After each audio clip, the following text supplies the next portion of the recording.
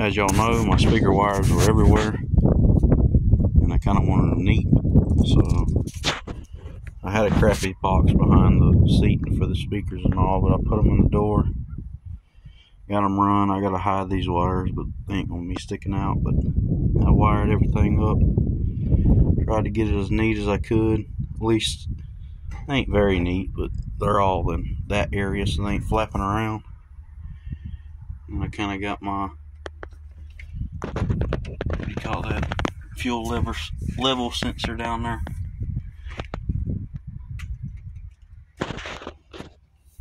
And after I get all these door panels,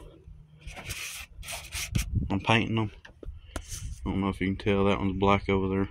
That's the way I'm painting them.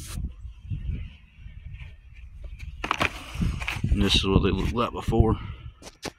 They're in rough condition, but I'm painting them black.